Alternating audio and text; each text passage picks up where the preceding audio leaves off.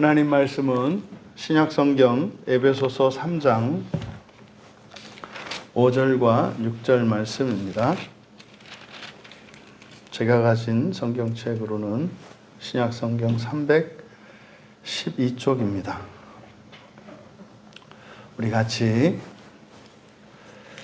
1절에서부터 6절까지 3장 1절에서 6절까지 함께 읽겠습니다.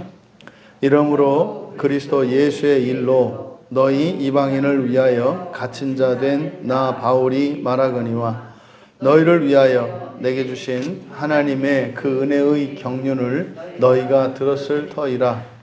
곧 계시로 내게 비밀을 알게 하신 것은 내가 먼저 간단히 기록함과 같으니 그것을 읽으면 내가 그리스도의 비밀을 깨달은 것을 너희가 알 수 있으리라. 이제 그의 거룩한 사도들과 선지자들에게 성령으로 나타내신 것 같이 다른 세대에서는 사람의 아들들에게 알리지 아니하셨으니 이는 이방인들이 복음으로 말미암아 그리스도 예수 안에서 함께 상속자가 되고 함께 지체가 되고 함께 약속에 참여하는 자가 됨이라. 아멘.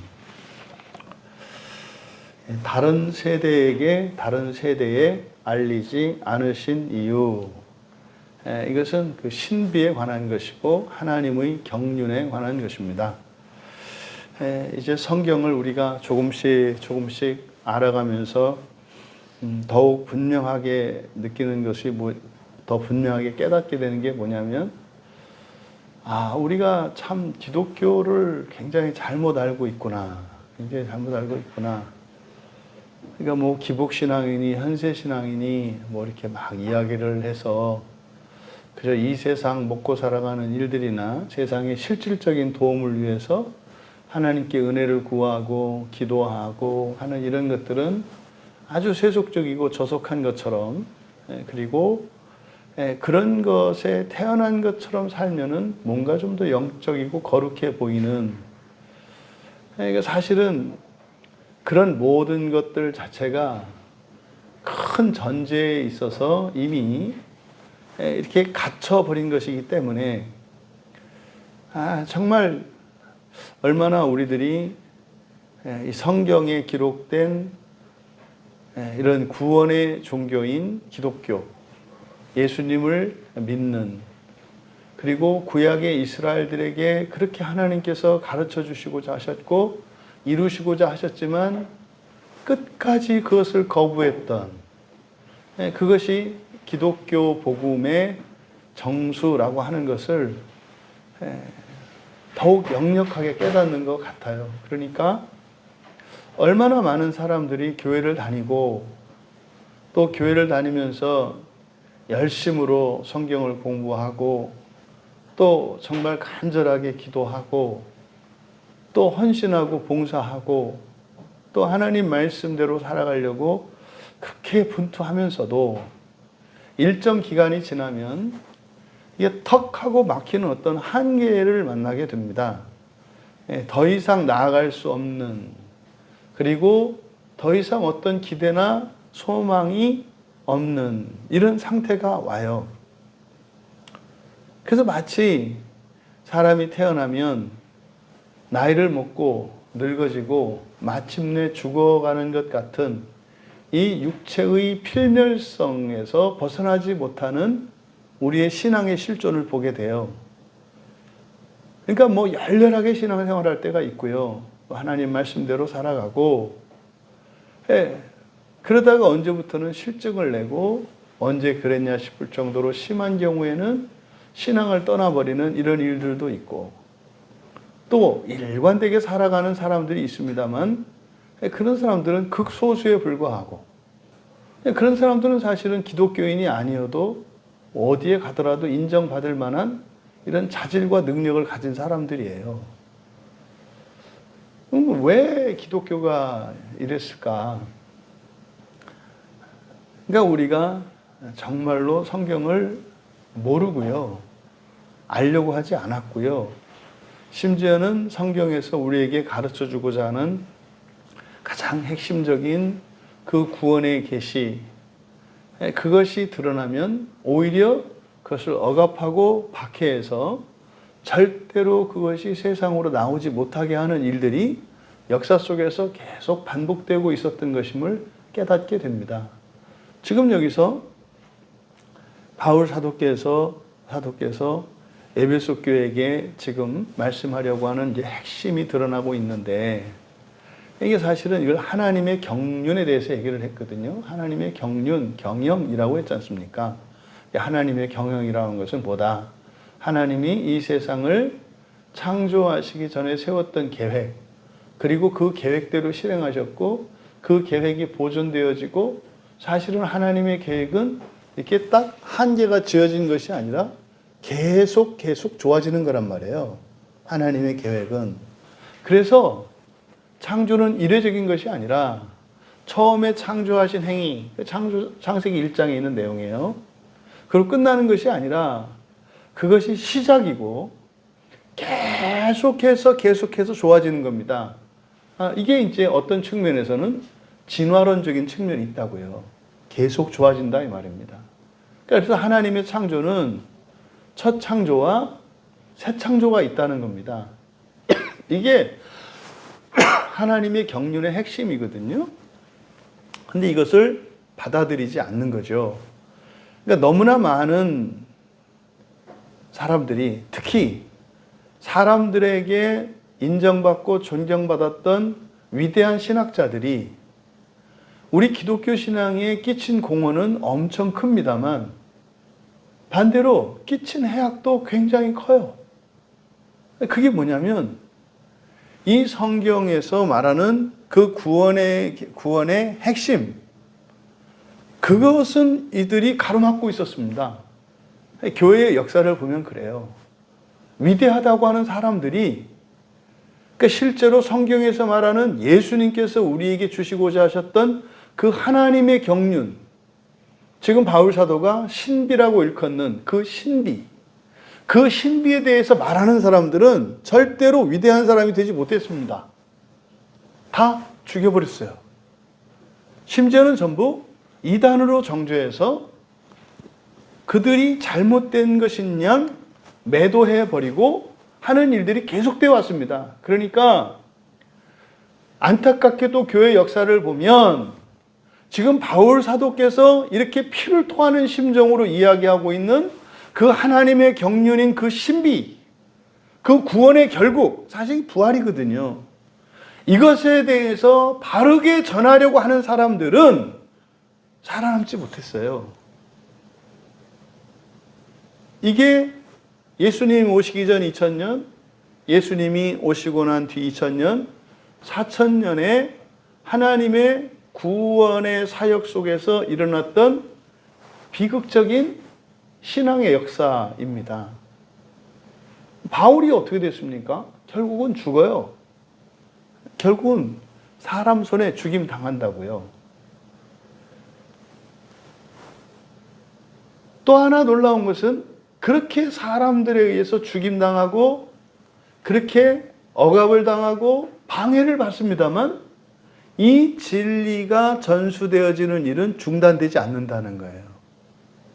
그냥 거미줄 하나와 같이 인류의 역사 속에서 신라 같은 소망의 끈이 흐르는데 이게 또 끊어지는 적은 없어요. 그냥 면면히 그냥 계보를 이어가요.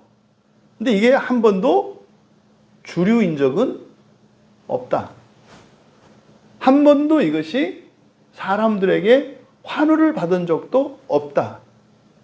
그러면 2000년 기독교 역사 속에서 정말로 예수님이 우리에게 주시고자 하셨던 참된 이 구원의 진리는, 이 구원의 신비는 그리스도인 일반에게 받아들여진 적이 없다는 얘기예요.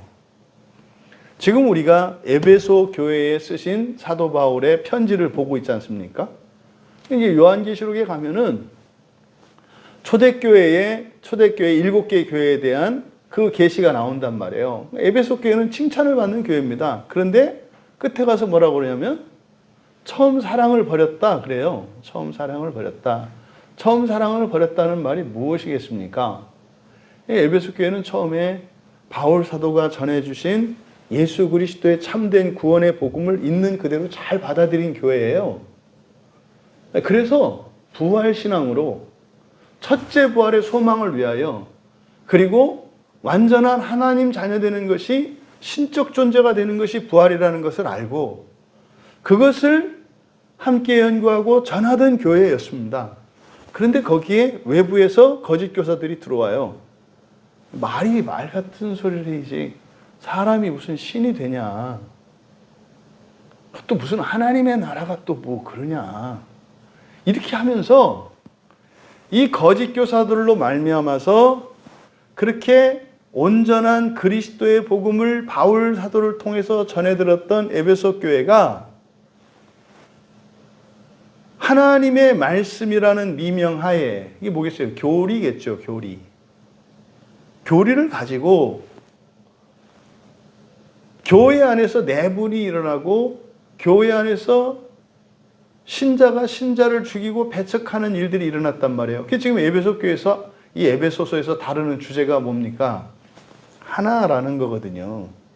근데 지금 에베소 교회가 가지고 있는, 근데 에베소 교회뿐만 아니라 초대교회가 가지고 있는 모든 문제의 공통점이 뭐냐면 분열이에요.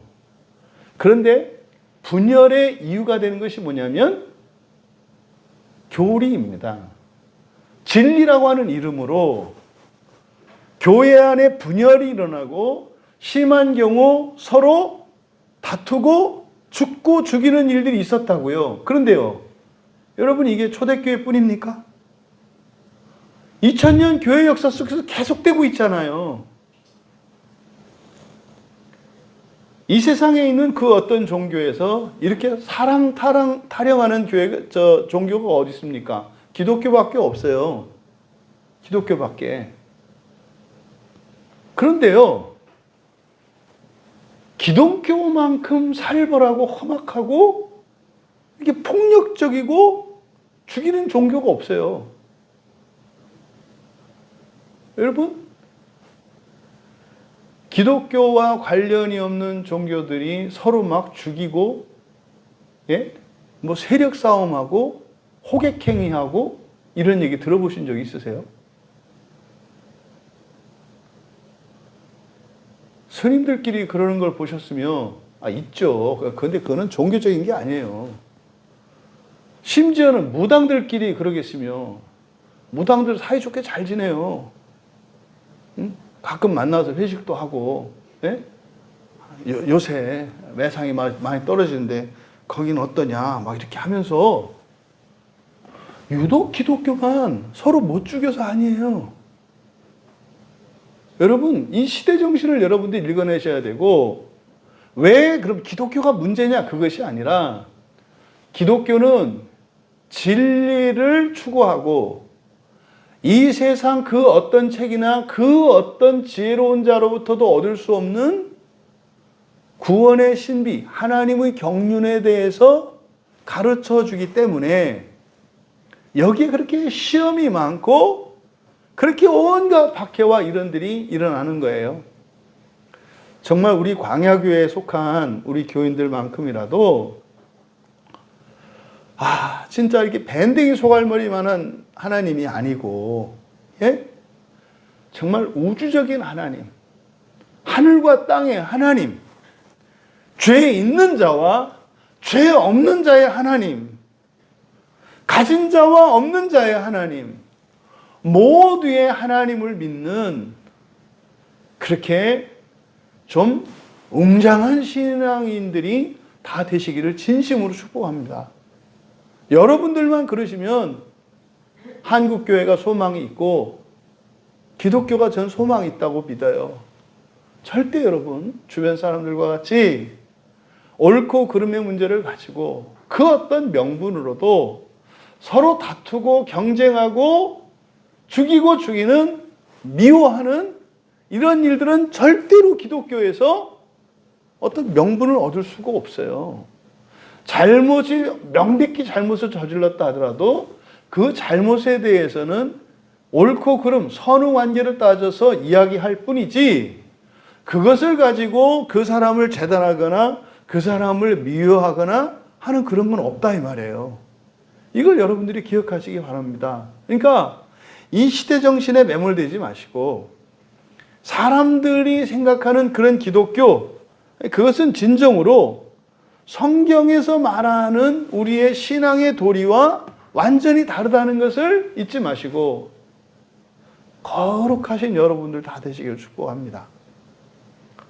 조금 져주시고 좀 미련한 척 해주시고 좀 억울해 주시고, 하지만 그것이 결코 여러분들에게 현세적으로나 종말론적으로 해가 되기보다는 훨씬 큰 영광이요 복이 된다는 사실을 잊지 마시고 그 믿음을 잃지 마시고 그것이 이겨낼 수 있는 우리 모두가 되기를 바랍니다. 오늘 설교 제목이 다른 세대에 알리지 않으신 이유거든요. 다른 세대에 알리지 않으신 이유. 지금 5절은 이제 그의 거룩한 사도들과 선지자들에게 밑줄을 치십시오. 여기서 사도들과 선지자들이 다른 사람들이 아닙니다. 이제 사도들을 말하는 거예요. 그러니까 보내심 받은 자들, 사도라고 번역을 하잖아요. 보내심 받은 자들이 선지자들이다 이 말입니다. 지금 우리말 성경으로는 사도들, 선지자들 다른 사람인 것처럼 되어 있는데 관사가 하나잖아요. 그의 거룩한 사도들과 선지자들. 그러니까 이거는 12사도들과 12사도들을 나타내요. 또 넓게는 예수님의 제자들 전체를 뜻해요. 그러니까 예수님의 제자들이 뭐라는 거예요? 예수님이 보내신 자들이고 그들이 선지자다라고 말씀을 하는 거예요. 그래서 이것을 번역을 할 때 그의 거룩한 사도요 선지자인 그들, 이렇게 하는 것이 의미상의 오해를 막을 수 있을 것 같아요. 그들이란 말은 없습니다만 이게 하나를 뜻하기 때문에 그들로 제가 묶은 거죠. 그래서 여기에 빠져 있는 것이 그것이라는 주어가 빠져 있습니다. 그것이는 신비죠, 신비. 하나님의 경륜, 그 신비. 그래서 5절의 주어는 그것이 이렇게 됩니다. 그것이 지금은 그의 거룩한 사도요 선지자인 그들로 성령 안에서 알려진 것처럼, 그러니까 그것, 하나님의 경륜, 그 신비, 그게 지금은 알려졌다는 거예요. 지금은 그렇게 알려진 것처럼 다른 세대에게는 사람의 아들들로 알려지지 않았다. 비슷한 것 같은데 좀 달라요. 여기 보면은 우리말 성경에는 사람의 아들들에게라고 되어 있지 않습니까? 다른 세대에서는 사람의 아들들에게 이렇게 되었잖아요. 이거는 어폐가 있어요. 그럼 하나님의 구원의 계시가 다른 세대의 사람들에게는 알려지지 않고 이 시대의 사람들에게만 알려졌다는 겁니까?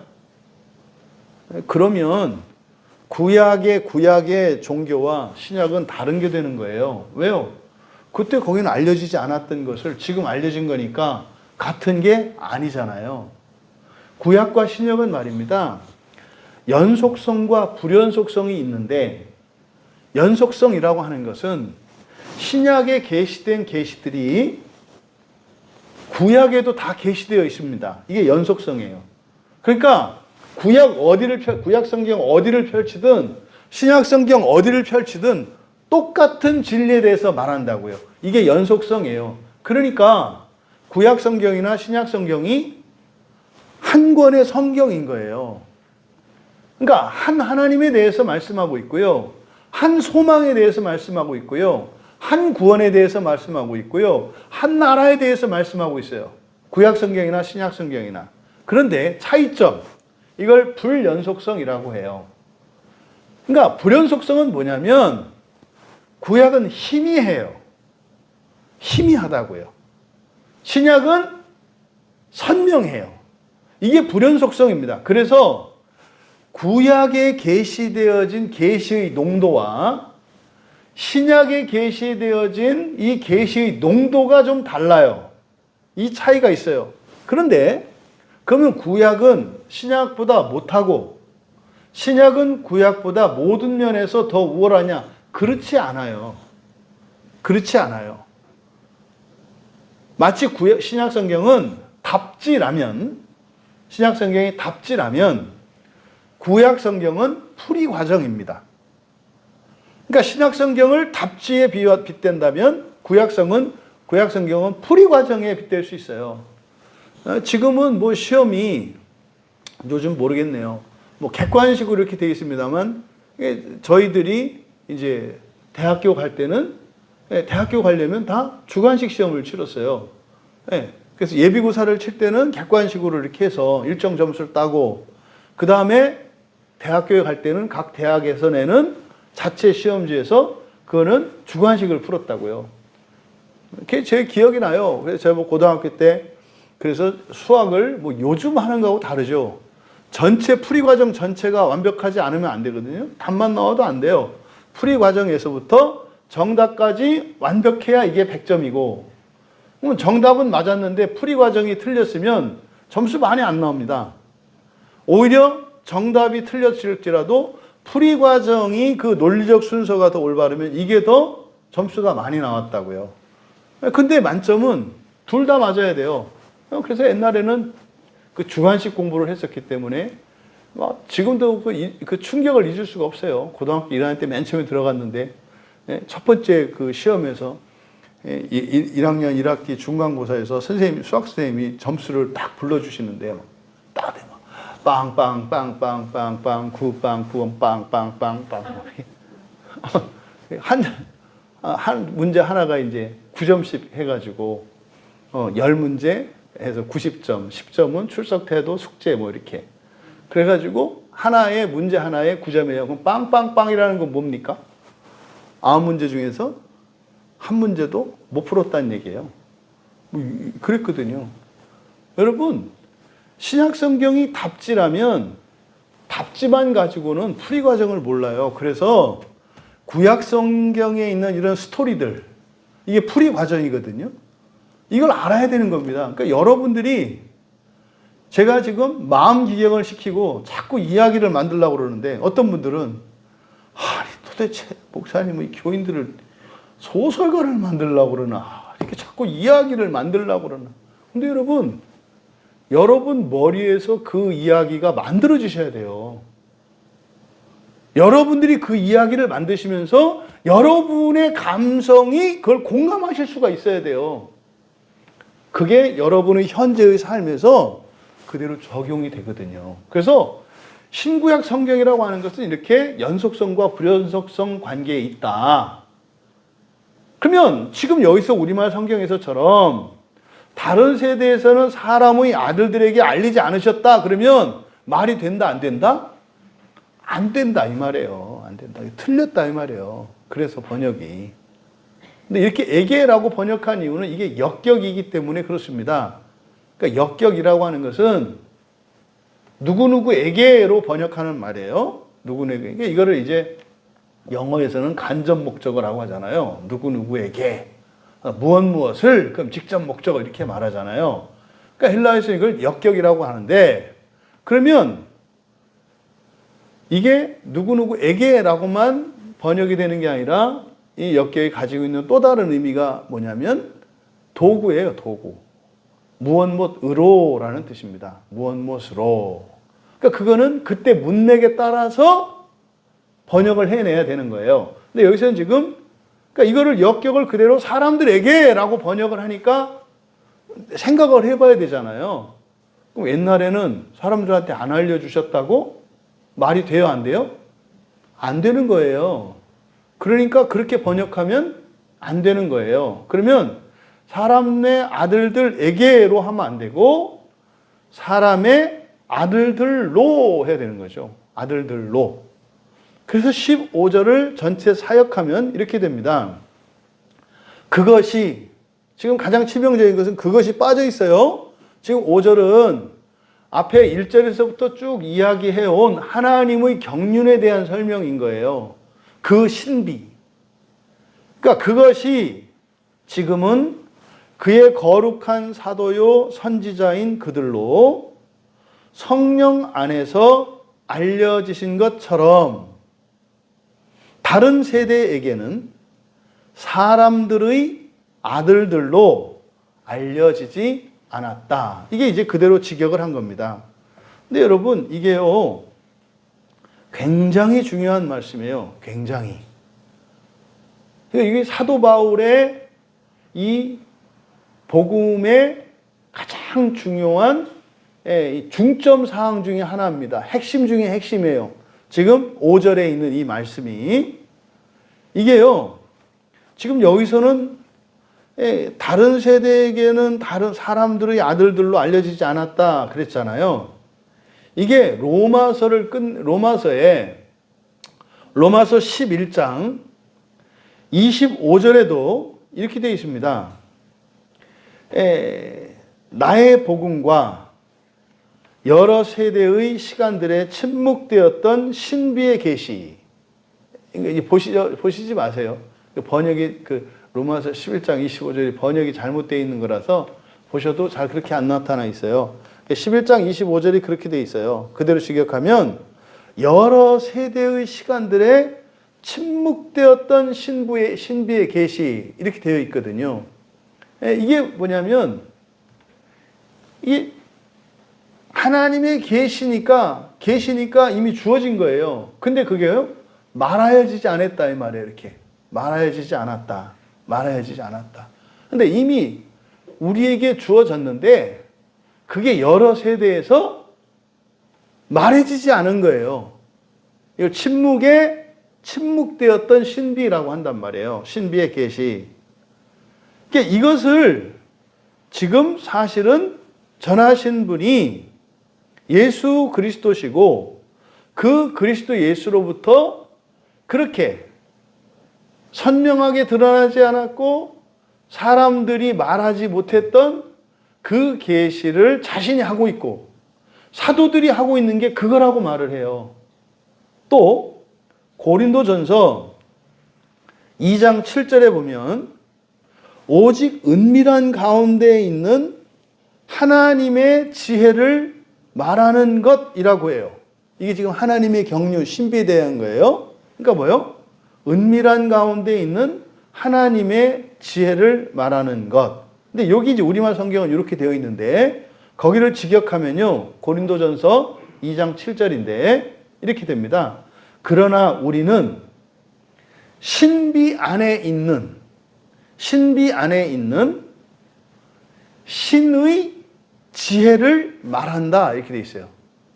우리는 신비 안에 있는 신의 지혜를 말한다. 신의 지혜라는 게 뭔지 아시죠? 이게 지금 다 부활에 관한 거거든요. 또 고린도전서 4장 1절에서도 바울 사도께서 사람이 마땅히 우리를 그리스도의 일꾼이요 신의 신비를 맡은 자로 여길지어다. 뭐라고요? 신의 신비라고 해요. 이게 다 부활에 대한 얘기예요. 부활은 뭐라고요? 사람이 신 되는 거라고요. 사람이 신 되는 것. 이것을 신의 지혜, 신비 안에 있는 신의 지혜라고 하고 고린도전서 4장 1절에서는 신의 신비라고 말을 해요. 또 고린도전서 15장 51절에서는 그를 부활의 신비라고 합니다. 부활의 신비. 또 이제 에베소서 뒤에 6장 16절에 가면 복음의 신비라고 해요. 이게 사도들이 전하는 거라는 거예요. 근데 이게 어떻게 됐다고요? 침묵되어 있었다고요. 하나님의 계시가 주어졌는데 침묵을 강요당해요. 말하려고 하면 억눌려요.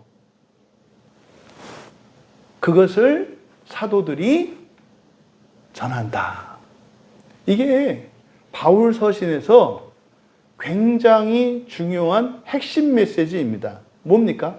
우리가 전하는 것은 너희들이 딱 들어서 알아듣고 그럴싸하네, 이해되네, 이런 게 아니다 이 말이에요. 그런 게 아니라고요. 우리 집사님들도 그러지 않아요? 뭐 처음에 광야교회 와가지고 첫째 부활, 그래서 처음에 첫째 부활이 뭐지? 이렇게 또 뭐 부활이 사람이 신된다고 막 계속 얘기하니까 처음에는 그런가 보다. 목사님 보기에 거짓말은 같지는 않고 속은 몰라도 이렇게 착해 보이고 그러니까 믿자. 그래서 근데 그게 사실은 뭔지 모르겠던 거죠. 계속 얘기하고 근데 너무 말을 많이 하니까 아니 내가 믿어줬는데 자꾸 그렇게 내가 안 믿는 것처럼 말을 하고 근데 이제 한 5년 6년 지나서 자수하잖아요. 목사님 사실은 이제야 제가 알겠어요. 이런 거잖아요. 그런 거예요. 그런 거. 말은 여러분 부활은 사람이 신되는 겁니다 라고 했습니다만 이 얘기를 하면 2000년 교회 역사 속에서 어떻게 했다고요? 돌 맞아 죽었다고요. 돌 맞아 죽었다고요. 2000년 교회 역사 속에서요, 이거는 한 번도 사람들에게 갈채를 받거나 환호를 받은 적이 없다고요. 오히려 여기에는 이단 딱지를 붙여서 교회의 이름으로, 하나님의 이름으로 바울 사도가 그렇게 말하는 그 구원의 신비를 묻어버렸다 이 말이에요. 이게 핵심입니다. 지금 우리 광야교회가 하고 있는 일은 저는 그렇게 생각을 해요. 정말로 이 공중권세 잡은 세상의 신과 우리가 싸우고 있는 거고요. 사탄 마귀와 싸우고 있는 거예요. 그러니까 이게 보통 영적 싸움이 아닙니다. 그러니까요, 대단한 거예요. 이 교회 교인들이 대단하다는 게 다른 게 아니라 영적으로. 응? 거기에 밀리지 않고 깨지지 않고 찢어지지 않고 분열하지 않고 이렇게 가는 게 이게 정말 성령의 역사구나. 성령의 역사는 어디서 와요? 성경에서 오잖아요. 그러니까 어줍지 않은 원어에 대한 조그만 요만큼 지식이 있는 그걸 갖고 이 담임 목사라는 자가 그냥 몸부림하면서 분투하고 그냥 막 주워다 붙이고 뭐하고 붙이고 해서 막 그 붙들고 막 그렇게 가니까 성령께서 불쌍히 여기시고 성령께서 우리를 하나 되게 하셔서 진리를 붙들고 가게 하시는데 이게 마치 뭡니까? 그 유리를 자르는 유리칼이 그 금강석 아닙니까? 다이아몬드. 그죠? 이 다이아몬드가 이렇게 딱 유리를 쫙 긋고 가면 다이아몬드가 그 속까지 딱 금이 와서 딱 균열이 생기잖아요. 그렇죠? 그러니까 아마 우리 광야교회는 그 유리칼과 같은 그런 사역을 감당하고 있는 교회구나라고 저는 생각을 해요. 그러니까 이 시대에 깨지지 않았던 그 어둠을 향해서 그거를 쪼개려고 그 성경 한 구절 한 구절을 들고 세상이라고 하는 유리를 향해서 이 조그만 교회 교인들이 그거를 가르겠다고 말이죠. 하는 이런 모양새인 거예요. 제가 볼 때는. 사실은 그게 굉장히 영광스럽고 감사하면서도 한편으로는 애잔한 마음이 있는 거예요. 왜요? 여러분들이 그 진리를 붙들고 살아가기 때문에 그것으로 인해서 여러분이 개인적으로, 가정적으로, 여러분이 인생적으로 또 영적으로 여러분들이 감당해야 되는 그 무게가 있어요. 여러분 2000년 교회 역사 속에서도 침묵시켰던 것을 소리내서 말하고 있는데 그게 보통 적입니까? 어쨌든 지금 여기서 5절에서 말씀하는 이 내용, 이것은 굉장히 중요한 말씀이에요. 그러니까 여러분 제발 성경을 이렇게 설교를 듣고 성경을 읽으실 때 아는 거다 이런 생각하지 마셔라. 이런 생각하지 마셔라.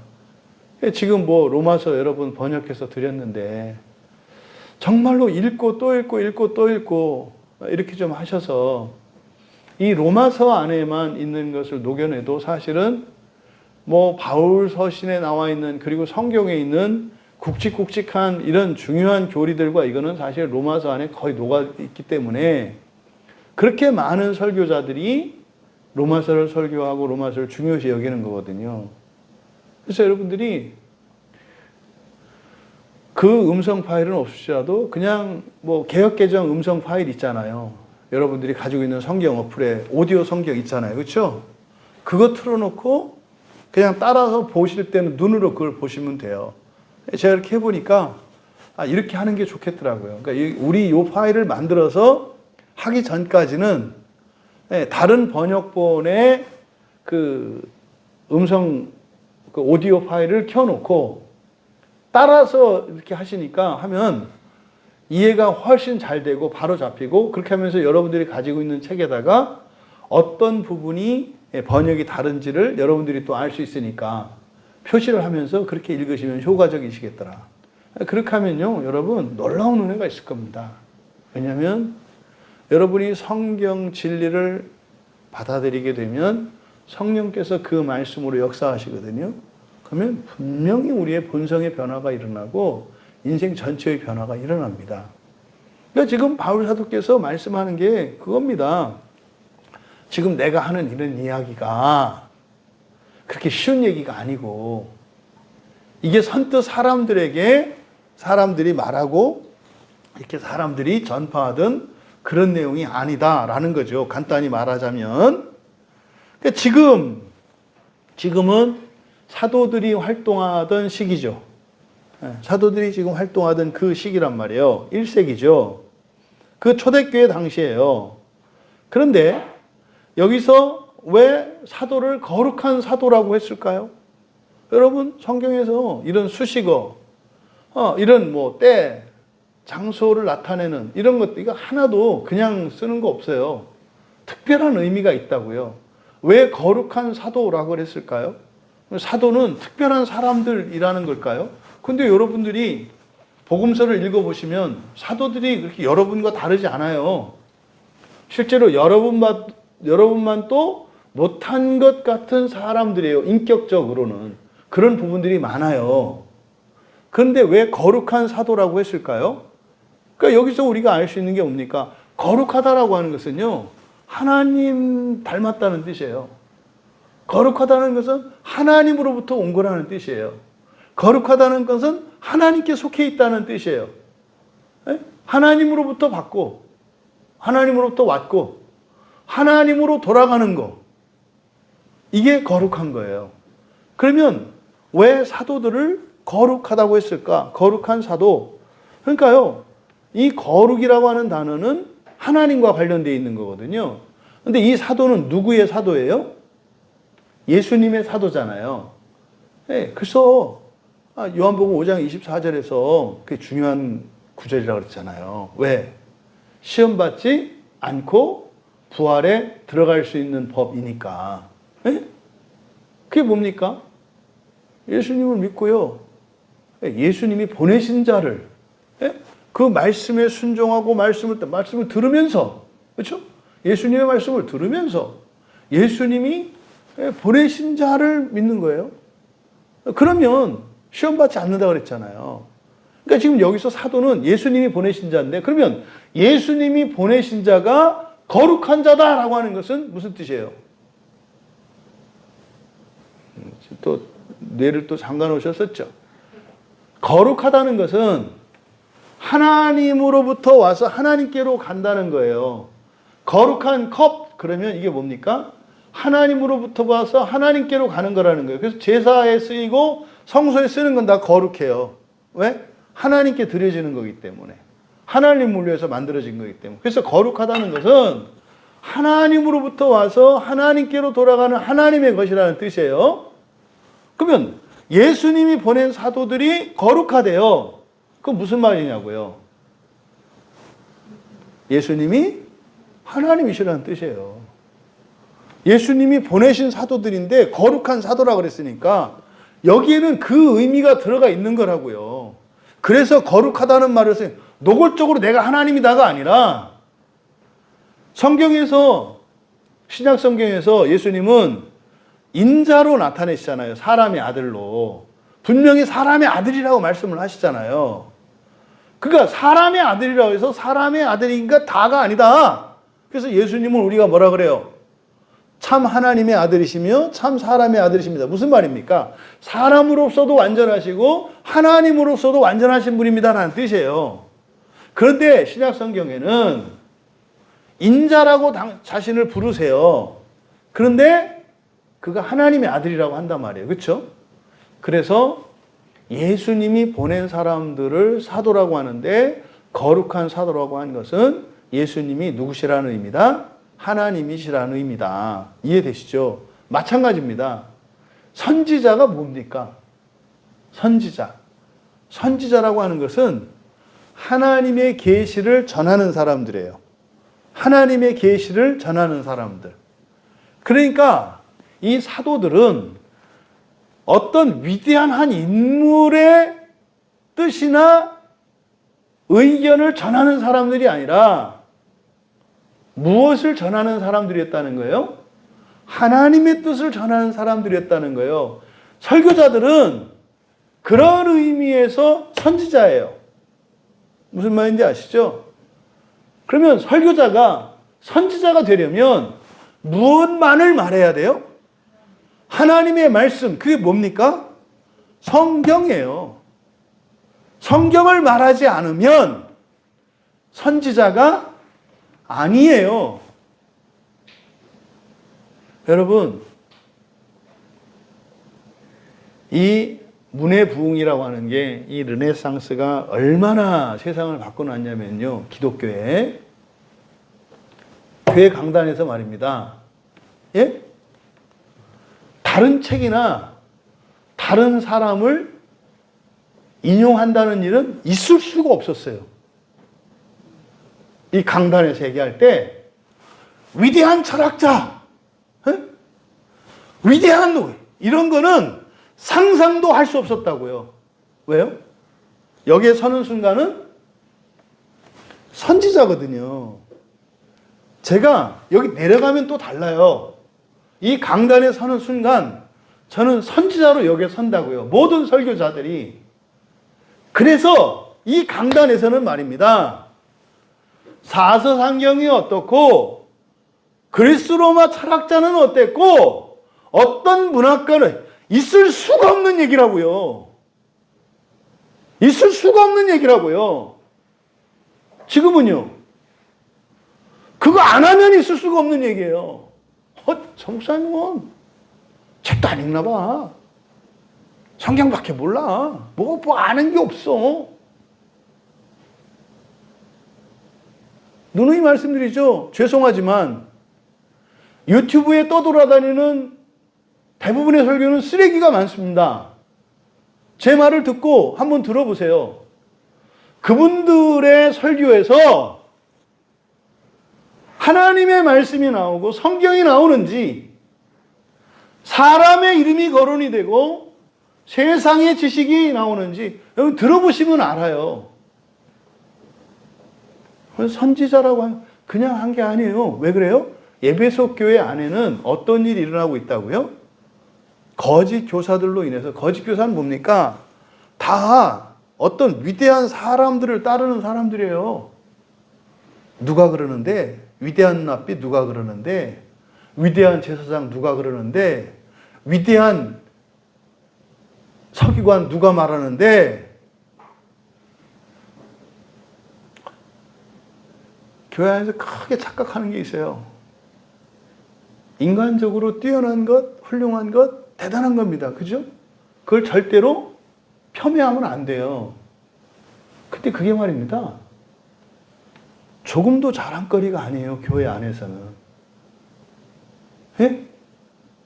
성인 군자와 같고 세상의 모든 지혜와 지식을 가진다는 그것이 자랑거리이거나 사람들이 그 사람을 좋아하고 따를 만한 이유가 안 되는 게 이 교회라는 곳이에요. 왜요? 여기는 하나님의 진리를, 하나님의 경륜을, 그 신비를 말하는 곳이기 때문에 그래요. 그런 것들은요, 바울 사도가 배설물로 여긴다. 똥이에요. 좋게 번역해서 배설물이지. 배설물이 뭐예요? 똥이지. 에? 똥 오줌으로 여긴다는 거예요. 그런데 오늘날 교회에서는 어때요? 그게 과연 똥 오줌이에요? 제가 설교 들을 때 최고 힘든 설교가 그런 거예요. 어떤 소설가가 어떻고, 웬 놈의 예화들이 또 차라리 우리나라면 몰라. 왜 영국이 어떻고 미국이 어떻고. 그거하고 우리하고 무슨 상관이에요? 응? 왜? 유학 가서 공부할 때 다 그런 것만 배웠으니까. 아니, 우리나라가 대한독립 만세를 부르고 자주 민족국가가 된 지가 언젠데 왜 자꾸 그 사대주의에 빠져가지고, 아니 캘리포니아에 마이크가 어떻게 무슨 상관이에요? 설교하는데 그런 예화가 왜 나와요? 에? 로이드 존슨 그게 왜 나와요 여기서? 왜 그럴까요? 선지자가 아니니까. 하나님의 말씀만이 권위가 있잖아요. 그죠? 근데 예배속 교회는 그게 없어졌어요. 그냥 사람 보기에 좋아 보이고 위대한 사람들이 교회 안에 사람들을 패거리 지어가지고 싸우고 분란이 나와서 그거 갖고 서로 불지르고 죽이고 하는 일들이 일어났단 말이에요. 2000년이 지났는데 하나도 안 변해요. 놀랍지 않아요? 그래서 부득이 여기서 바울 사도께서 거룩한 사도다 이렇게 말씀한 거예요. 너희들이 복음에 관한 구원에 관한 이런 진리의 권위는 누구에게 있다는 거예요? 사도들에게 있다. 왜? 하나님에게 직접 들은 사람들이니까. 그리고 그 사도들은 누구다? 그냥 예수라고 하는 어떤 사람의 제자가 아니라 하나님의 선지자들이라는 거예요. 여러분 제가 이 시간 말씀드린 설교자는요, 사도적 권능은 없지만 주님으로부터 보내심 받은 사람들이에요. 목사들은. 또 그래야 해요. 그리고 하나님의 뜻을 전하는 선지자이어야 해요. 그런데 주님으로부터 보내심 받지 않고 성경을 전하지 않는다면 그게 거짓 교사예요. 그러니까 이건 여러분들이 잘 분별하셔야 됩니다. 잘 분별하세요. 교회의 역사 속에서 이 사탄 마귀의 물귀신 작전으로 인해서 심판을 받지 않고 하나님 나라에 임하게 하려고 예수님이 오셨는데 다 심판을 받고, 이게 뭐예요? 학교에서 열심히 공부만 해도 되는데 다 학원 다녀가게끔만 똑같아. 성경이 이 교회 안에서 일어나는 일이 세상 교육제도에서 똑같이 일어나요. 원래는 학교에서 선생님한테 배우고, 네? 거기서 공부하고 그러면 되는 거 아니에요? 근데 지금 어떻게 해요? 다 학원 가잖아요.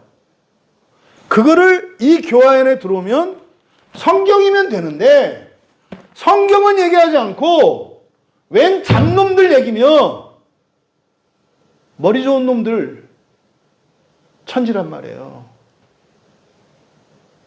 여러분, 조금 지성이 있는 사람들은 이 세상을 발전시키기도 합니다만 이 세상에서 가장 해를 끼치는 사람들이 지식인이라는 걸 다 알아요. 사기 쳐먹고 등 쳐먹고 일반 백성들을. 근데 이게 교회 안에서 이런 일들이 일어났어요. 에베소 교회 안에. 그래서 바울 사도께서 거룩한 사도들이요 선지자인 것이 우리다, 이 얘기를 여기서 밝히는 거예요. 왜요? 앞에 2장에서 다 우리가 하나다. 에? 이방이나 유대인 이런 게 있는 거 아니다. 모든 민족이 다 하나다. 심지어는 천사도 사람도 다 하나다. 죄 있는 자나 의로운 자나 다 하나다. 하나님은 우리의 아버지시다. 그래서 만유를 하나로 만드시려고 하신다. 이게 그리스도를 통해서 우리에게 주신 구원의 계시다. 오늘날 보세요. 뭐는 맞고 뭐는 틀리고. 아이, 처음부터 한 번에 짱 다 아는 사람은 어디 있어요? 예? 잘못하기도 하고 틀리기도 하고 계속 하면서 좋아지는 거 아니에요? 틀렸다고 나가라 그래요? 성경을 갖고 계속 따라서 그리면 그림도 그려지고 말 더듬이야 너더더더더 하다가도 말이 되고, 예? 100마디에서 1마디 알아듣던 사람이 2마디, 3마디 알아듣고 같이 가는 거지. 안 그래요? 한 번 뭐 놓쳤다고 나가라. 한 번 말 잘못했다고 나가라. 한 번 또 말하는 얘기를 했다고 나가라. 이거 마귀의 전략이에요. 너무 마음이 아파요. 왜? 에베소 교회에 이 똑같은 일들이 일어났었고, 그 어리석음과 폐단이 그게 또 얼마나 끔찍한 거였으면 요한계시록에서도 얘기하고 바울 사도가 에베소 교회에 대한 편지를 한 따로 쓰잖아요. 얼마나 심각했으면.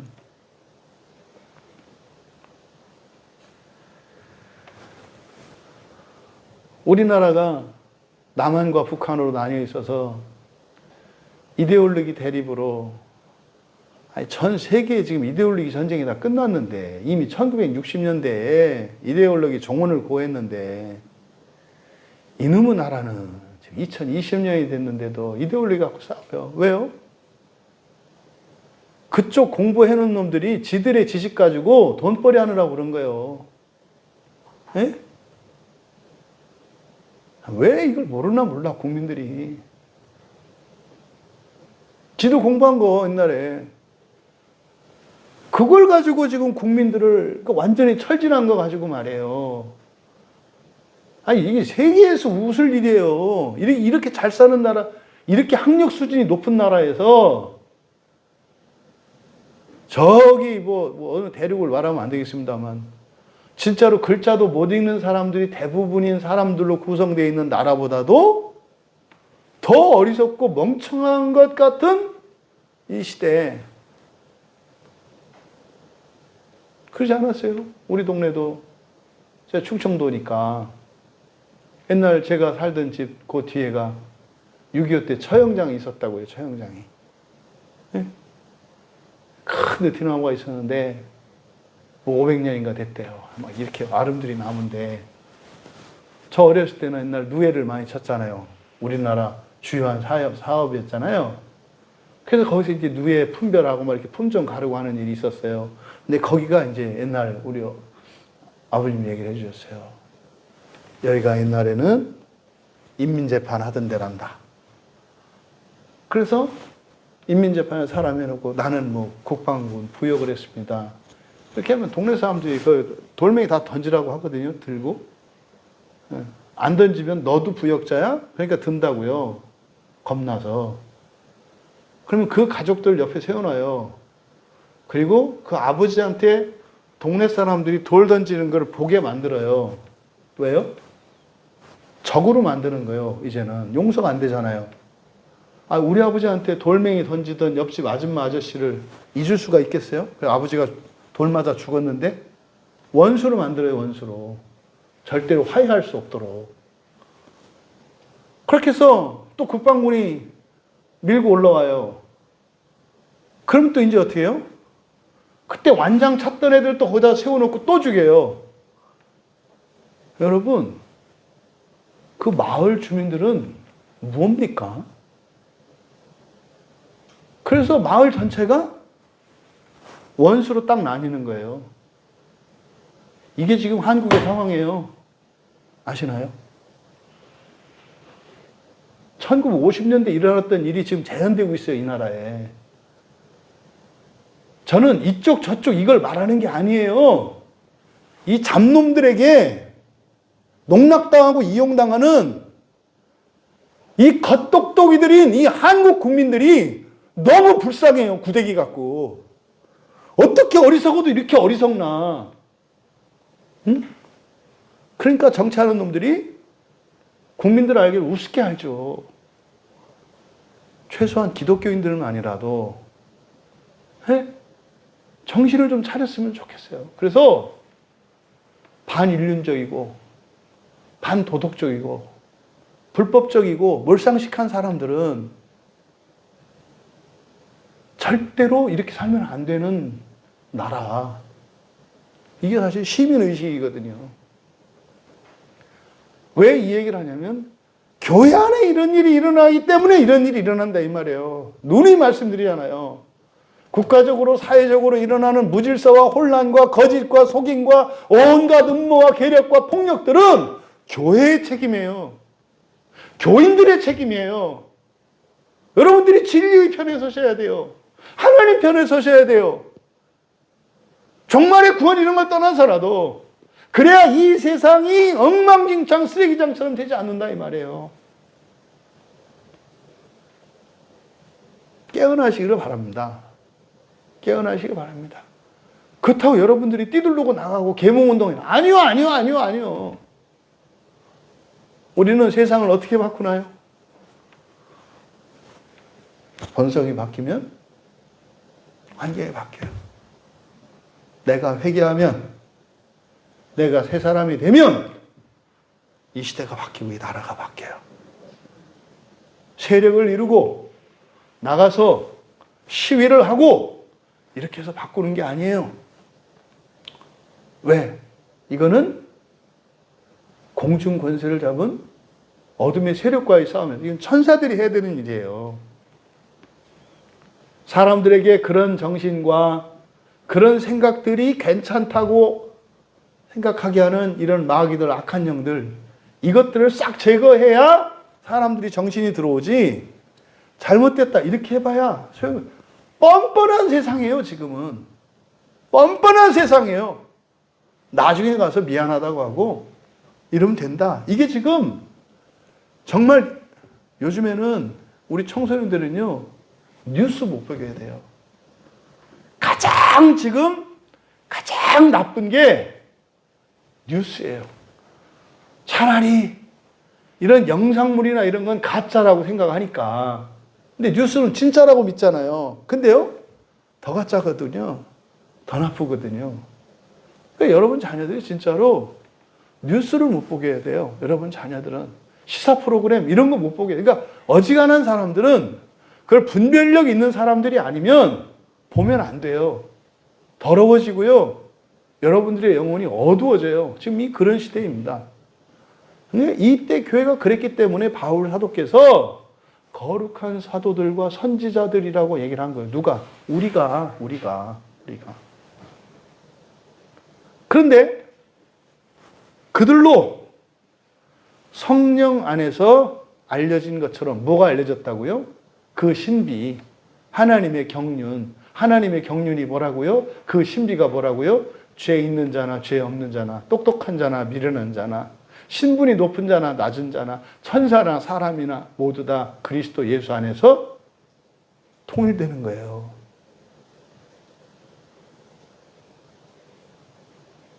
열심히 한 사람과 게으르게 한 사람 전부 다 통일되게 하는 거예요. 이걸 신비라고 말하는 거예요. 왜? 이해될 수 없는 거니까. 근데 이건 다는 아니잖아. 그렇죠? 그 과정이 다르고 정직하고 열심히 성실히 살아야 되는 충분한 이유가 있다는 걸 우리는 알잖아요. 하지만 이 결론, 이게 신비라고 말을 한 거예요. 그것이 성령 안에서 알려졌다. 왜 성령 안에서라 그래요? 그건 성령의 능력, 그러니까 믿음으로 받아들이는 수 있는 거지 이게 이해되는 게 아니에요. 그래서 성령 안에서 알려졌다. 예, 그러니까 본인도 알고 있다는 거잖아요. 사도들도 다 알고 있다는 거잖아요. 다른 세대에게는 사람들의 아들들로 알려지지 않았다. 이게 좀 의미가 좀 여러 가지 중의적인 의미를 가지고 있어요. 사람들의 아들들로, 그러니까 사람이잖아요. 사람을 도구로 해서 이 신비가 알려지지 않았다는 뜻이에요. 그럼 뭡니까? 사람이 아닌 무엇으로 알려졌을까? 뭐 이렇게 생각할 수 있죠. 뭘까? 그거는요. 이 신비에 관한 구약의 계시를 보면 다니엘 2장에 나오거든요. 다니엘 2장에 보면 다니엘 2장 19절에 이에 은밀한 것, 라즈라고 번역되어 있어요. 은밀한 것. 이게 신비입니다. 이 신비가 밤에 환상으로 다니엘에게 나타났다 그래요. 뭘로 나타났다고요? 환상으로 나타났다 그래요. 우리는 안 보는 책입니다만 이제 캐톨릭에서 보는 성경에 이제 외경이라는 게 있어요. 외경은 완전히 그 완전한 하나님의 계시라고 받지는 않아요. 그렇다고 해서 이거를 완전히 무시할 수도 없어요. 그래서 이거는 저 같은 목사들이 분별해서 보는 책이에요. 근데 뭐 여러분 보셔도 얼마든지 무방해요. 근데 거기 보면 토빗이라고 하는 책이 있거든요. 이게 토빗 12장 7절에서 그 라파엘이라고 하는 천사, 라파엘 아시죠? 여호와 라파, 치유하시는 하나님, 라파엘, 치유하시는 하나님이거든요. 그 라파엘이라고 하는 천사가 이 토비아와 토비트에게 나타나서 계시를 해요. 그래서 구약에서는 이 신비를 누가 말을 해요? 어떤 방식으로? 천사가 하든지 환상을 통해서 해요. 근데 지금 이제는 어떻다고요? 사도들을 통해서 그 계시가 사람들로 그 신비가 계시된다 이 말이에요. 그러니까 그 이전에는 이 신비에 대해서는 사람의 아들들로 알려진 바가 없다 이 말이에요.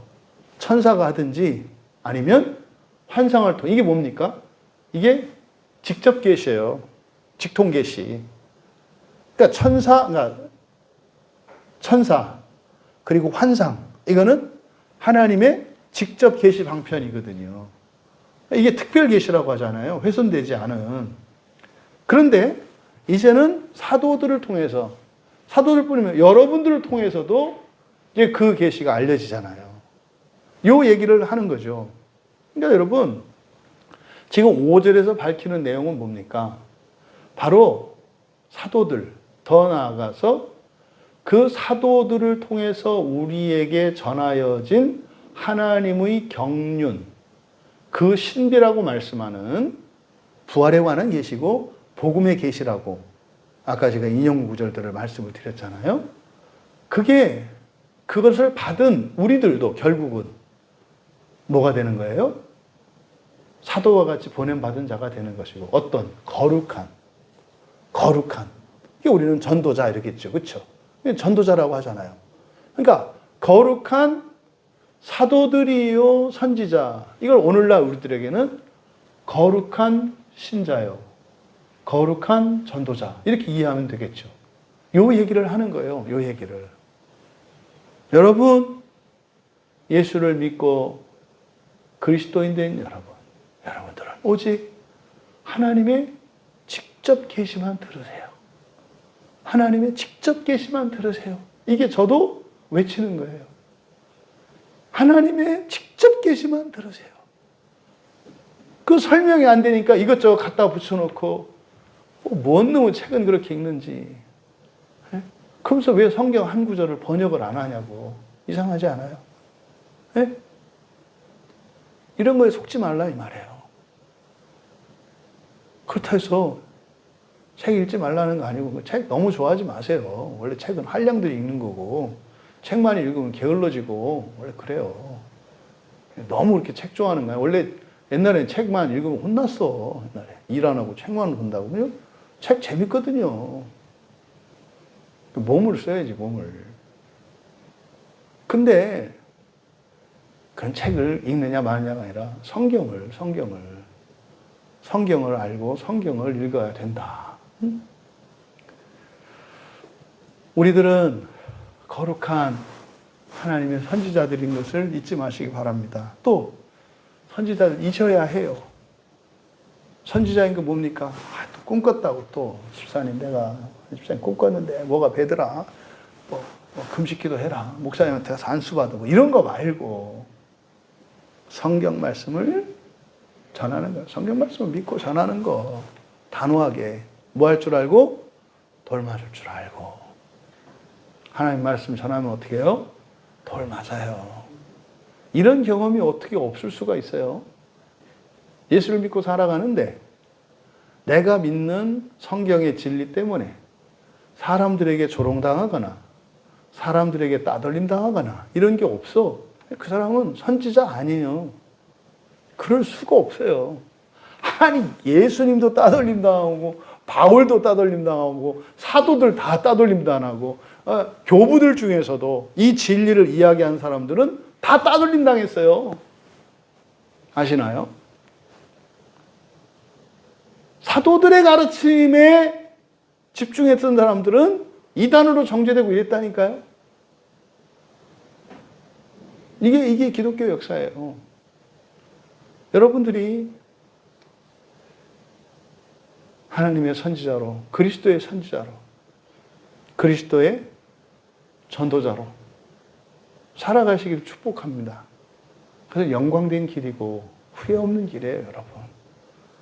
지금 바울 사도께서 바로 5절에서 자신과 사도들을 변증한 것입니다만 이것은 오늘을 살아가는 우리들의 정체성에 대한 기준이 되어지는 말씀이에요. 여러분들은 어느 편에 서 있습니까? 이어 6절에 이는 이방인들이 복음으로 말미암아 그리스도 예수 안에서 함께 상속을, 여기서 이는 이라고 되어 있는데 지금 6절이 밝히는 것은 사실은 다른 세대에는 알리지 않으시고 이 세대에 알리신 이유와 목적을 밝히는 거예요. 여기서 바로 앞에 5절에서 세대에 밑줄 치시고요. 세대, 다른 세대에서는 알리지 않으시고 세대, 이게 게네야라는 뜻이거든요. 이 게네야라는 말인데 이게 에베소서에서는 3장에서만 2번 사용돼요. 여기하고 21절에. 그리고 이 단어는 마태, 마가, 누가, 요한, 사복음서가 있잖아요. 한번 뜻을 먼저 얘기하고, 이 게네아라는 말은 1차적으로 종말 이전의 모든 시대들을 일컫는 말이에요. 우리가 구분할 때 선사시대, 그렇죠? 역사시대 이렇게 나누고, 이거는 이제 기록이 남아있느냐 없느냐를 가지고 선사, 역사 이렇게 나누잖아요. 또 역사시대를 가지고 할 때 고대, 그렇죠? 고대, 중세, 근세, 현대 뭐 이렇게 나누지 않습니까? 이런 모든 시대적 구분, 이것을 이 게네아라 그래요. 그러니까 고대도 게네아고, 또 선사시대도 게네아고, 또 우리나라 뭐 조선시대, 이것도 시대라는 의미 또는 세대라는 의미, 이게 게네아가 가지고 있는 뜻이에요. 그러면 이 세대 다음에 오는 다음 세대, 오는 세상 있잖아요.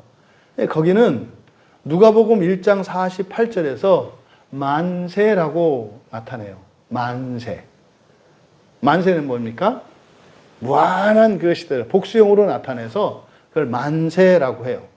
누가복음 1장 50절에서는 대대로라고 해요. 대대로. 그래서 이 세대라고 하는 것은 시간적 개념과 역사성과 공간성 모두를 나타내는 말이에요. 이 게네아가. 그러면 종말 오기 이전에 이 세대의 특징에 대해서 성경에서 말씀을 하는데, 마태복음 12장 39절에서 악하고 음란한 세대라고 해요. 악하고 음란한 세대. 이 세상은 뭐예요? 살면 살수록 자기에게 해가 된다 이 말이에요. 이 악하다는 뜻이에요. 잘하려고 하는데 잘못돼. 이 악하고 음란하다는 거예요. 이게 음란하다는 게 뭡니까? 자기 팔아먹는 거예요. 자기를 팔아먹고 수단이 돼 자꾸. 이게 악하고 음란하다는 뜻이에요. 또 마태복음 17장 17절에서는 믿음이 없고 패역한 세대 이렇게 말해요. 믿음이 없고 패역한 세대.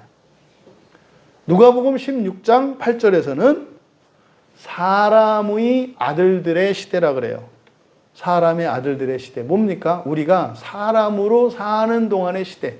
이걸 게네아라 그래요. 사람의 아들들의 시대. 그러니까 사람으로 사는 시대 이런 뜻이에요. 부활 이전까지. 그럼 여러분, 사후에 지옥은 게네아에 속할까요? 안 속할까요? 그것도 게네아에 속하는 거예요. 왜? 부활 이전이니까. 부활 이전까지 사람의 상태로 살아가는 이게 게네아예요. 사람의 아들들의 시대. 또 누가복음 17장 25절에서는 그리스도가 고난받는 시대라 그래요. 그러니까 진리를 따라가면 고난받아. 신앙생활 제대로 하려면 괴로워. 이게 이 시대의 특징이에요. 그래서 진리와 이 고난과 진리는 반비례해요. 여러분이 진리 쪽으로 가면 고난이 커져요. 진리 쪽으로 가면 갈수록 비례한다고 해야 되겠네. 여러분에게 진리가 커지면 커질수록 여러분이 진리를 가지고 있으면 다시 말해서 여러분이 더 영광스러워지면 영광스러워질수록 어떻게 된다고요? 고난이 커져요. 그래서 이게 고민인 거예요. 일정 정도에 다다르면 고난 때문에 영광을 포기한다고요. 진리를 포기한다고요. 왜요? 이 세대의 특징이에요. 그래서 그리스도가 고난받아요. 하나님이신 예수님이 고난을 받아요. 그러면요, 누가 가장 영광스러워요? 이 세상에 살았던 사람 중에? 예수님. 그러니까 누가 가장 큰 고난을 받았어요? 예수님. 나는 한 번도 살면서 고난당한 적이 없는데 그 사람은 뭐예요? 가장 인간적인, 너무나 인간적인, 너무나 비진리인 하나님의 영광만 줘. 여러분, 고난 총량의 법칙. 그러면 살면서 안 받은 고난은 죽어서 반드시 받아야 돼요. 어떻게? 30배, 60배, 100배로. 그러니까 고난을 받을 거라면 살아서 받는 게 좋아요? 죽어서 받는 게 좋아요? 살아서 받는 게 좋아요. 여러분, 이걸 잊으시면 안 돼요. 이게 사람들이 안 받아들이는 거예요. 뭐예요? 영광스러워지고 고난이 없기를 바래. 그런 거 없다니까. 더 진리를 알고 고난은 빼고. 그러니까 뭐예요? 생선 구이보다는 전으로 먹자는 거예요. 응? 전으로 해서 계란 발라가지고 이가 없어도 오물오물 먹을 수 있게 달라는 거예요. 하나님 나라는 뼈와 살이 함께 있는 줄로 믿습니다. 그래서 맛있는 생선은 가시가 많은 법이요. 이거는 제가 억지요. 다 그런 건 아니에요. 조기는 다 맛있으니까. 하지만 어떻다? 고난과 진리는 비례한다. 이게 딜레마예요. 그러니까 여러분들이 고난이 클 때 고난에 집중하시면 진리를 버려요. 고난이 클 때 여러분들은 뭘 생각하셔야 돼요? 아, 나에게 영광의 무게가 더해져 가고 있구나. 또 여러분에게 진리가 자라면 뭘 생각해야 돼요? 고난이 오겠구나. 그럼 어떻게 해야 돼요?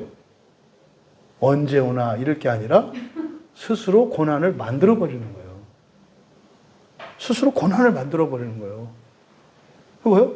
금식을 한다든지, 전도를 한다든지, 구제를 한다든지, 선교를 한다든지, 미리 선수를 쳐버리는 거예요. 그러면 고난이 막 오다가 맞불 놔버렸으니까 딱 넓혀졌네.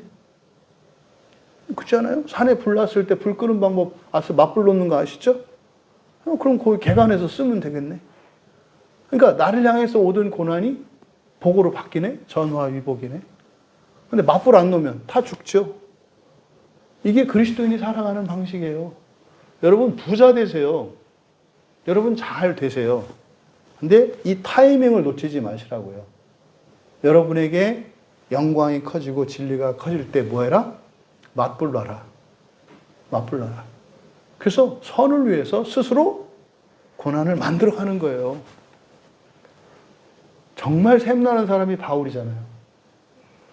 어쩌면 그렇게 맞불을 잘 놓는지. 조금 영광 받을 만하면 바로 맞불러가지고 고난 속으로 들어가. 그래가지고 이 바울 사도는 아주 그냥 딱 죽고 나서 하나님 나라 가지고 아주 뿌듯했을 거예요, 아마. 꽉 차가지고. 이 영광과 고난은 비례한다. 그래서 이 세대의 특징이 그리스도가 고난받는 세대라고 해요. 또 빌립보서 2장 15절에서는 어그러지고 거스리는 세대라 그래요. 그러니까 어그러지고 거스리는 세대니까 야야야야야 진리도 커지고 고난도 안 받으면 더 좋은 거잖아. 계속 얘기한다고 그렇게 삐딱선하게. 그래서 결국은 뭐예요? 진리가 자라지 못하게 해요. 진리가 자라지 못하게. 그러니까 여러분 인생에 이런저런 어려운 일들이 생기면 그걸 좀 복으로 바꿀 수 있는 우리 성숙한 광야교인들 됐으면 좋겠어요. 제 소원이 보다 마귀들 이빨이 다 빠져가지고 이렇게 잇몸만 엉엉엉 물어도 안 하고 물어라 이렇게 해도 엉엉엉. 여러분 이 없는 분들에게 물려보셨나요? 저 어렸을 때 참 개구져서 우리 할머니가 이가 없으셨어요. 그래가지고 이렇게 하면 할머니가 저 장난치실 때 좀 쉽게 이렇게 이제 하면서 물어야지 이렇게 하면서 이렇게 깨무세요. 근데 굉장히 부드러워요. 물론 또 세게는 안 하시니까 그런 것도 있겠지만 요 잇몸이 얼마나 부드러운지 몰라요. 잇몸이 굉장히 부드러워요. 그걸 이렇게 할머니가 저를 이렇게 귀엽다고 하신 거지. 장난으로 문다고 하셨는데. 근데 그게 묘한 그 편안함이 있었어요. 막 공격당하는데 하나도 안 아파. 네? 하루속히 이 땅의 모든 마귀들의 이빨이 빠져서 신자들을 괴롭히려고 마귀들이 닥칠 때 신자들이 간지러워서 깔깔깔깔 웃을 수 있는 세상이 속히 오기를 바랍니다. 그러기 위해서는 여러분들이 어떻게 해야 돼요? 맞불을 놓으셔야 돼요. 맞불을 놓으셔야 돼요. 또 히브리서 3장 9절에서는 이 세대라는 말을 광야에 있던 그때를 얘기해요. 광야에서 방황하던 세대 이렇게 말을 해요. 광야에서 방황하던 세대. 이게 게네아라고 하는 성경의 용례들입니다. 그럼 보세요.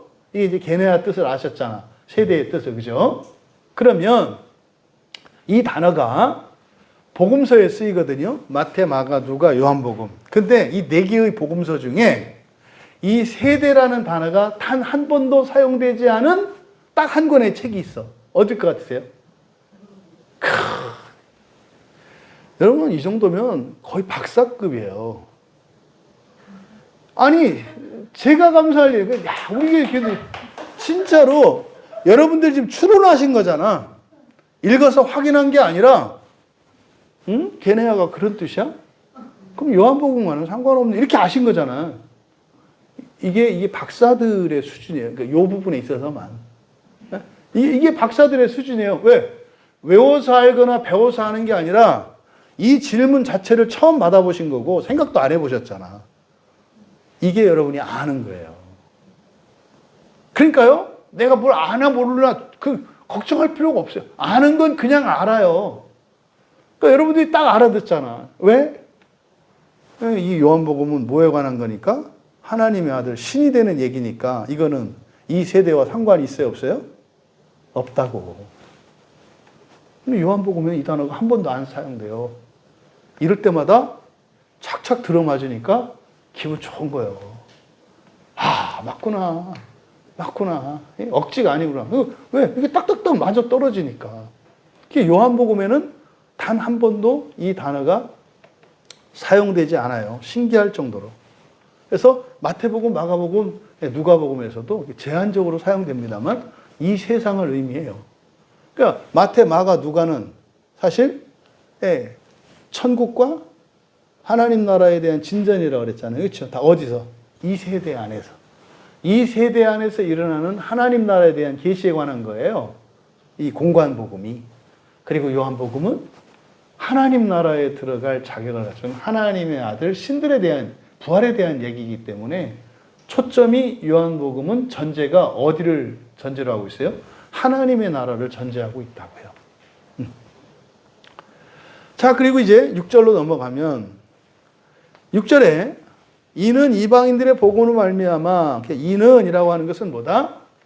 다른 세대에는 나타내지 않고 지금 나타낸 이유예요. 왜 다른 세대에는 나타내지 않고 지금 나타냈는가? 이겁니다. 이것은 민족들이 첫 번째 목적, 민족들이 공동 상속자가 되게 하기 위해서. 뭐라고요? 민족들이 공동 상속자가 되게 하기 위해서.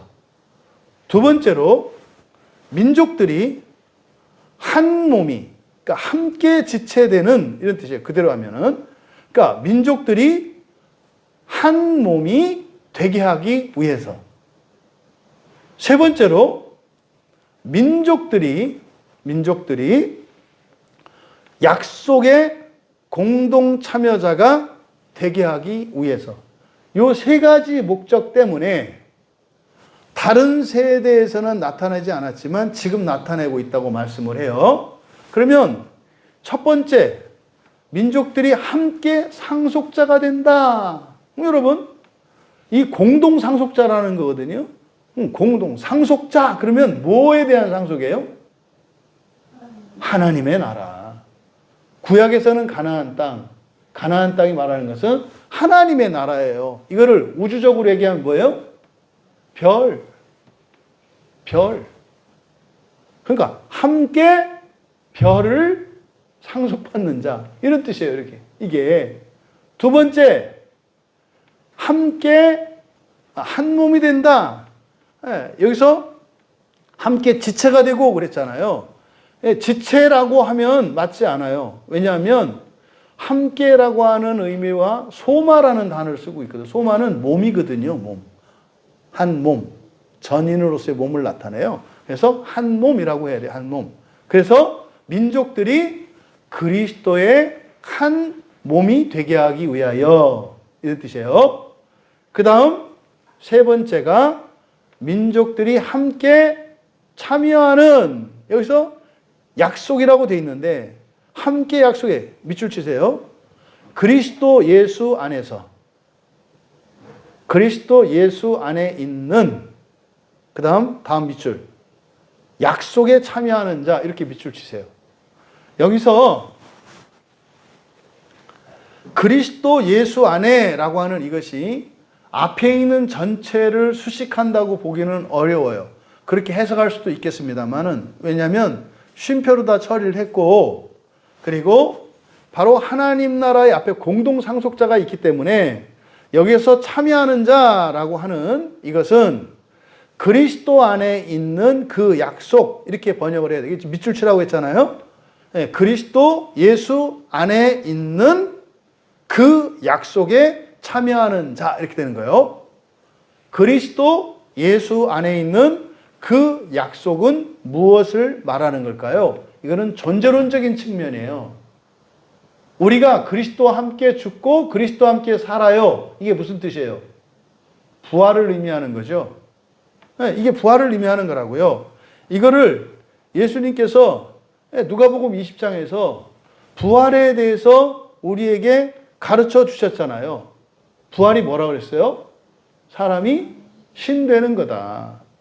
그러니까 천사와 동등이요 라고 되어 있습니다만 한 단어라고요. 동등인 천사. 근데 어떻게 천사가 돼요? 부활을 통해서. 부활해서 신의 아들 되는. 그러니까 부활하여 신의 아들 되는 것. 이게 동등천사란 말이에요. 동등된 천사. 그러니까 이 세 번째는 바로 예수 그리스도 안에 있는 그 약속, 이게 부활에 대한 약속이고 사람이 신되는 걸 말하는 거예요. 존재론적인 측면이에요. 그러니까 세 가지 측면. 첫 번째, 나라. 하나님 나라의 상속, 기업을 받는 것. 두 번째가 그리스도와 한 몸을 이루는 것. 세 번째가 존재론적으로 부활하여 신이 되는 것. 누가? 민족들이. 이게 중요한 거예요. 민족들이. 그럼 바꿔볼까요?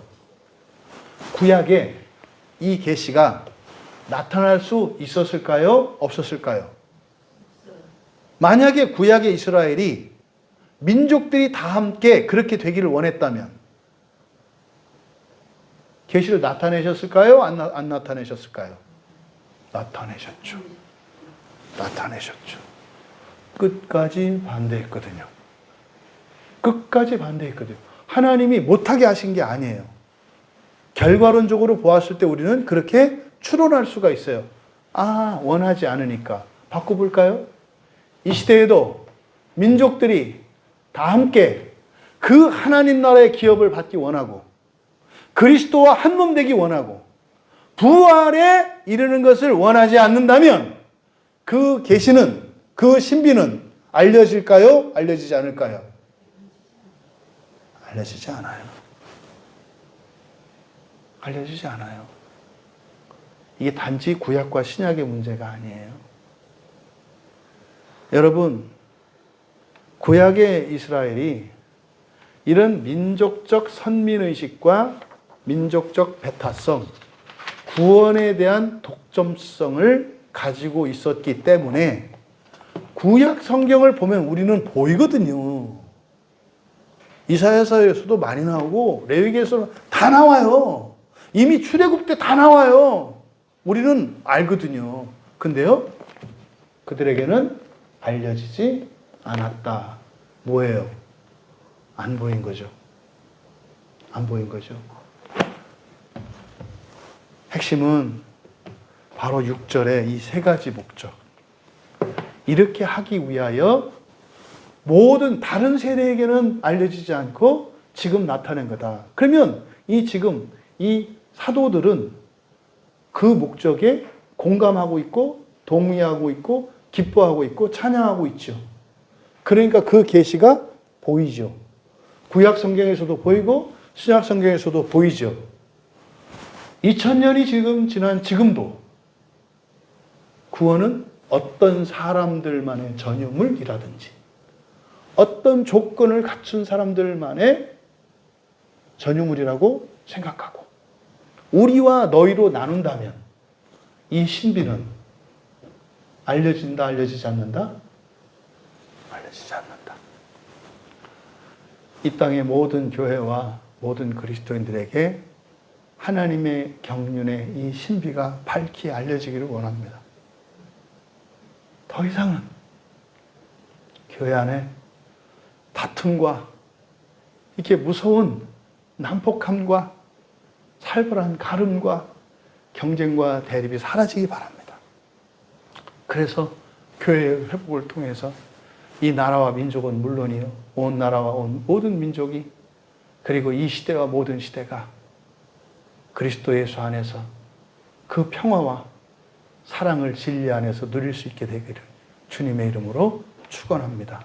말씀을 생각하며 우리 함께 기도합니다. 여러분, 다른 세대에게 알리지 않으시고 이 세대에 알리신 다른 사람들에게는 알려지지 않고 우리에게 알려진 이유. 우리가 최소한 모두의 아버지이신 하나님을 인정하고 모두를 부활시키고자 하시고 그렇게 하기로 계신 하나님의 뜻을 믿고 순종하기 때문에 우리에게 성경 계시가 이게 들려지고 있는 것이구나. 감사합시다. 하나님의 마음을 가질 수 있게 해주신 것 감사합시다.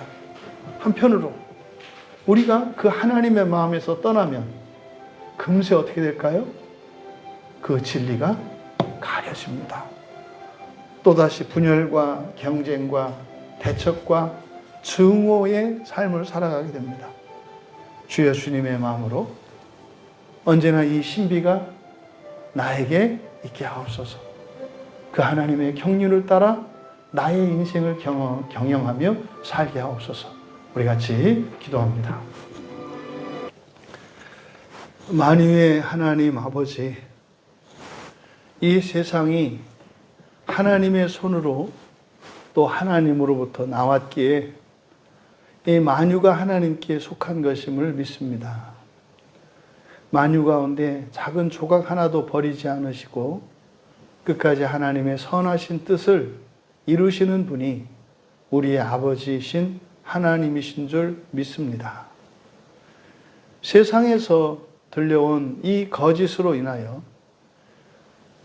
너무나 오랫동안 이 교회에 들어와 있는 분열과 대립과 갈등과 적대감들 없이 하여 주시고 만유의 아버지 하나님 안에서 모두가 하나를 이루게 하여 주시고 전적으로 하나님의 은혜에 모든 구원의 주권을 의탁함으로 높은 자 낮은 자 할 것 없이 큰 자 작은 것 할 것 없이 오직 구원의 주 예수 그리스도의 은혜만 높이며 찬양하여 하나 되게 하옵소서.